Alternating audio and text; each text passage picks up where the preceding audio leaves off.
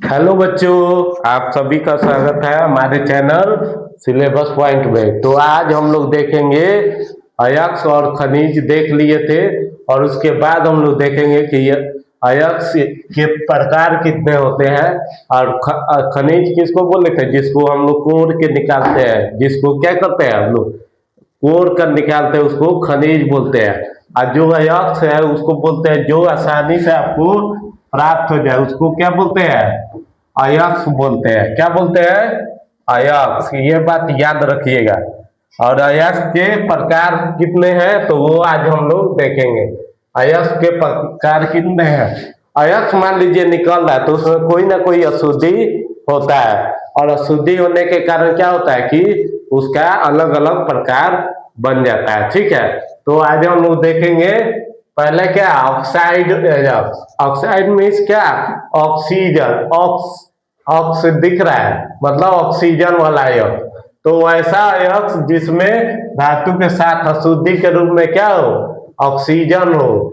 अशुद्धि के क्या साथ क्या हो, ऑक्सीजन हो, उसे ऑक्साइड अयस्क कहते हैं। मतलब देखिए अयस्क के साथ क्या है, वो अशुद्धि है। अशुद्धि मतलब कि कोई अलग चीज जो इसको क्या कर रहा है कि अशुद्ध कर रहा है, तो उसको हम लोग क्या बोलेंगे, ऑक्साइड अयस्क। ऑक्साइड अयस्क में क्या रहेगा, ऑक्सीजन रहेगा। समझ में आया। अब देखिए कोरंडम। कोरंडम में देखिए इसमें एल्यूमिनियम का ऑक्साइड है। यह देखिए इसको ऑक्साइड बोलेंगे। तो ऑक्साइड का लेयर है तो इसको हटाना भी है, तो हटाने के लिए हम लोग उसका क्या करें, अपचयन करते हैं या कार्बन के साथ इसको बाहर निकाल देते हैं। ठीक है, तो वो भी पढ़ेंगे आगे कि ऑक्साइड अयस्क को कैसे अलग अलग करेंगे, ऑक्साइड अयस्क। फिर पढ़ेंगे सल्फाइड अयस्क को कैसे अलग करेंगे, कार्बोनेट अयस्क को कैसे करेंगे। तो ये सब हम लोग पढ़ेंगे आगे आने वाले लेक्चर में। और हेमेटाइट देखिए Fe2O3 मतलब ऑक्सीजन में प्रेजेंट है। मैग्नेटाइट में भी क्या है, ऑक्सीजन प्रेजेंट है। इसका फॉर्मूला याद रखिएगा। समझ में आया। चलिए क्यूपराइट मतलब कॉपर और उसमें ऑक्सीजन। तो ये बात याद रखिएगा कि ये सब ऑक्साइड के अयस्क है। समझ में आया। चलिए अब देखेंगे सल्फाइड अयस्क। सल्फाइड मतलब जिसमें सल्फर हो, जिसमें सल्फर उसको क्या बोलते हैं, सल्फाइड अयस्क बोलते हैं। समझ में आया, जिसमें सल्फर हो। तो देखिए अशुद्धि के रूप में क्या रहेगा, सल्फर रहेगा। वैसा अयस्क जिसमें अशुद्धि के साथ क्या दो, अशुद्धि के रूप में सल्फर उपस्थित रहे, उसे सल्फाइड अयस्क कहते हैं। जैसे देखिए iron sulphide Fe2S, copper pyrite.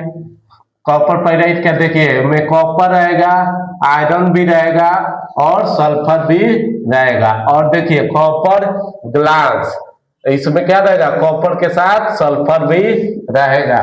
Cinnabar, cinnabar मतलब मरकरी और उसके साथ सल्फर रहेगा। जिंक ब्लेड, उसमें सल्फर रहेगा, जिंक के साथ क्या रहेगा, सल्फर रहेगा। तो अशुद्धि के रूप में जिसमें सल्फर हो, अशुद्धि के रूप में जिसमें सल्फर हो उसको क्या बोलेंगे, क्या, सल्फाइड अयस्क। ऑक्सीजन हो तो ऑक्साइड अयस्क, कार्बन डाइऑक्साइड हो तो उसको कार्बोनेट अयस्क, कार्बन ट्राइऑक्साइड होता है। ठीक है, याद रखिएगा। चलिए अब आएंगे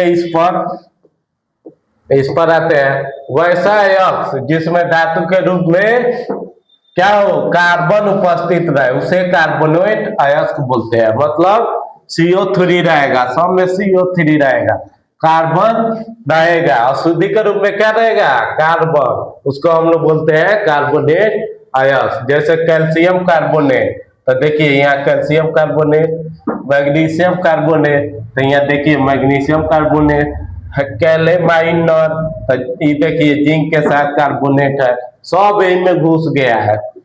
धातु के साथ क्या घुस गया है, ये कार्बोनेट, क्या घुस गया है, कार्बोनेट। तो ये बात याद रखिएगा। और में ऑक्सीजन घुस जाएगा, एगो में सल्फर घुस जाएगा, और में कथे घुस जाएगा, कार्बोनेट। ये बात याद रखिएगा। ठीक है, चलिए अब हम लोग देखेंगे उसके बाद कौन आएगा, उसके बाद भी बता रहे, आइए आइए, अभी और है, अभी और है, चलिए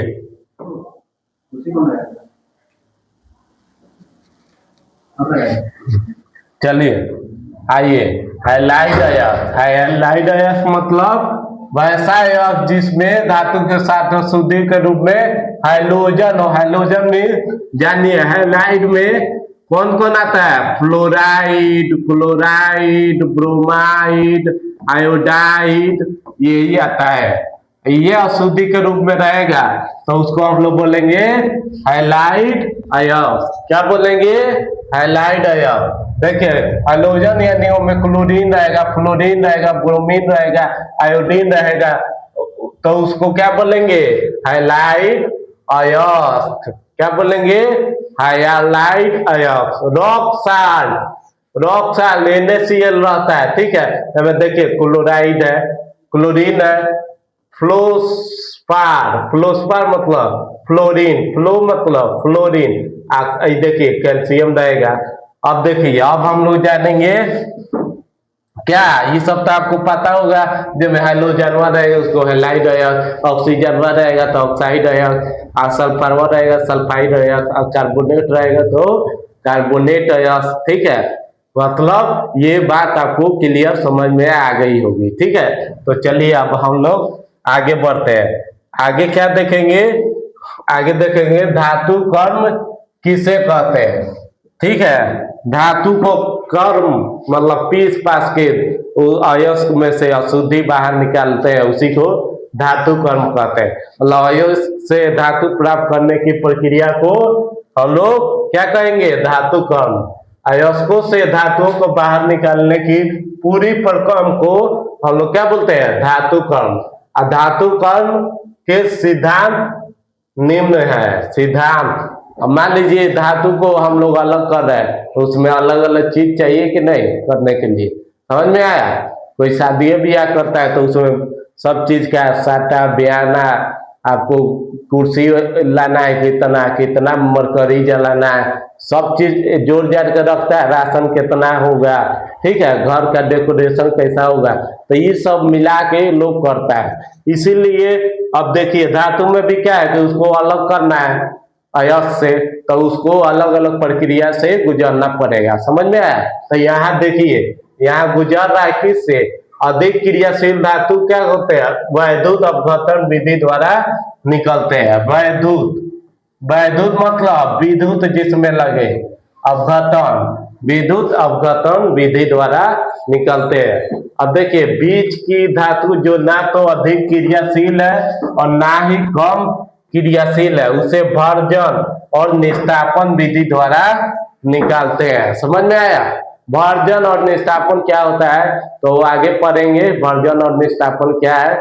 अभी हम लोग जानेंगे भर्जन या निष्ठापन, उसमें देखिएगा तो आएगा आपको सल्फाइड अयस्क या कार्बोनेट अयस्क को अलग करते हैं, तो उसी को भर्जन और निष्ठापन में हम लोग जानेंगे, ठीक है। अब जानेंगे हम लोग कि जब कम क्रियाशील धातु है वो गर्म करके निकालते हैं, गर्म मतलब हीट करके, ठीक है, समझे, आया समझ में। देखिए गर्म कर दिए, फटाक से ना हमारा धातु निकल गया है, तो कोई झंझट नहीं, आराम से गर्म कर दिए निकल जाए, ये आसानी से निकल जाता है। हाई सब जो क्रियाशील वाला है बड़ी क्रियाशील है, इसको एडवांस लेवल से निकालते हैं हम लोग वैद्युत अपघटन विधि द्वारा, समझ में आया। अब देखिए अब हम लोग देखेंगे गैंग किसे कहते हैं। गैंग एगो होता है लड़की का गैंग, एगो होता है लड़का का गैंग, एगो होता है धातु का गैंग। तो धातु में अयस्कों में छोटी छोटी अशुद्धियां मिली होती है, उसे गैंग कहते हैं। मतलब अशुद्धियों का समूह को हम लोग गैंग कहते हैं, समझ में आया, गैंग, ठीक है। हमारा भी गैंग होगा, एक दिन जरूर होगा, आप लोग के प्रयास से हमारा पूरा गैंग होगा सिलेबस पॉइंट वाला, ठीक है। तो चलिए अब आप लोग प्यार बरसाइए और कमेंट जरूर कीजिए कि आपको समझ में आ रहा है कि नहीं, ठीक है। अब हम लोग पढ़ेंगे अयस्कों का सांद्रण क्या है। अब अयस्क को सांद्रित करके हम लोग निकालते हैं, सांद्रण करके क्या करते हैं, उसमें से धातु को बाहर निकालते हैं। अब देखिए अयस्कों के साफ सुथरा करने में पूरे पर कम को ही अयस्कों से सांद्रण करते हैं। मतलब अयस्क को मान लीजिए गंदा है, माटी उटी लगा है, ठीक है, तो क्या किए, तो उसको पानी उनी से धो धा के एकदम साफ सुथरा कर दिए, तो उसी प्रक्रिया को हम लोग क्या बोलते हैं, सांद्रण। समझ में आया? अब देखिए अयस्कों का सांद्रण क्यों किया जाता है, कितने प्रकार से किया जाता है, ठीक है, तो ये देख लेते हैं और उसके बाद हम लोग नेक्स्ट लेक्चर में देखेंगे आगे क्या पढ़ना है, ठीक है।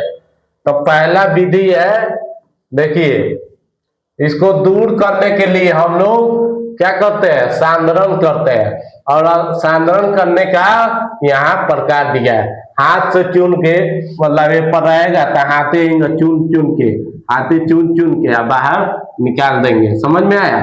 हाथ से चुन देंगे, मान लीजिए कंकर है, गिट्टी है, चाहे पत्थर है, चाहे कुछ भी हो, तो उसको हम लोग गिन गिन के बाहर निकाल देते हैं, ऐसे ऐसे ऐसे ऐसे ऐसे ऐसे फेंक देते हैं। समझ में आया?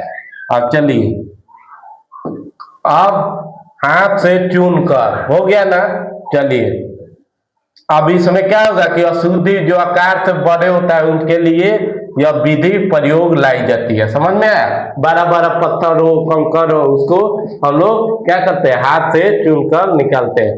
और चलनी से चाल कर, चलनी का चालन दुल्हा, ठीक है, चलनी से चाल के पूरा बढ़िया से उसका छान के तब बाहर निकलते हैं। जैसे आटा में से खुद ही बाहर निकलते हैं, ऐसे ऐसे चाल कर, ठीक है, ऐसे ऐसे करके ऐसे ऐसे चाल कर निकालते हैं। उसी तरह धातु को भी अलग करने के लिए हम लोग चाल कर उसको अलग कर देते हैं। मान लीजिए मिट्टी है, वही में घुला पड़ा है, ठीक है, तो उसको ऐसे ऐसे करके मिट्टी बाहर गर्दी के रूप में निकल गया और धातु हमारा मिल गया। समझ में आया? बहुत छोटी अशुद्धि जिन्हें हाथ से चुनना संभव नहीं है, उसे हम चलनी से चाल कर अशुद्धि को अलग कर देते हैं। चलनी से चाल कर उसको क्या करते हैं, बाहर निकाल देते हैं। चलिए ये हो गया दूसरा विधि। और इसके बाद कौन है, अब हम लोग देखेंगे बहुत सारा विधि है, तो थोड़ा सा विधि देख ले रहे हैं, तो ओसाई तक देख ले रहे हैं, उसके बाद हाई देखेंगे, ठीक है। कल ओसाई के द्वारा, ओसाई, ओसाई क्या होता है सर, ओसाई क्या होता है, ओसाई देखिए ओसाई क्या होता है, ठीक है, ओसाई, ओसाई के द्वारा, ओसाई के द्वारा, उससे पहले एक मोटिवेशन कि कुछ करने की अगर आपने ठान ली, अगर कुछ करने की आपने ठान ली, तो आपको पहाड़ तो क्या, आपको कोई आसमान भी नहीं रोक सकता है, कोई आंधी नहीं रोक सकता है, कोई तूफान नहीं रोक सकता। इसलिए आप ठान लीजिए, जो बनना है वो बन कर दिखाइए और कमेंट जरूर कीजिए। चलिए अब देखिए, इस विधि में अयस्क भारी और अशुद्धि हल्का होता है। अयस्क क्या होता है, भारी होता है, अशुद्धि क्या होता है, हल्का होता है, ठीक है। अयस्क क्या रहेगा, भारी रहेगा, अशुद्धि क्या रहेगा, हल्का। तो क्या करेंगे इसमें, देखिए जिससे भारी अयस्क वही रह जाता है और हल्का अशुद्धि हवा में उड़ जाता है, ठीक है। मान लीजिए कोई चीज है एकदम पाउडर जैसा है, तो उसको ऐसे ऐसे कर दे और हवा में उड़ गया, तो कौन होगा, ओसाई के द्वारा, ठीक है। तो यहीं तक हम लोग देख रहे हैं, ठीक है। इसके बाद हम लोग मिलेंगे नेक्स्ट वीडियो में, तब तक के लिए जय हिंद, जय भारत, और मन लगा के पढ़ाई कीजिए और बी पॉजिटिव रहिए। चलिए।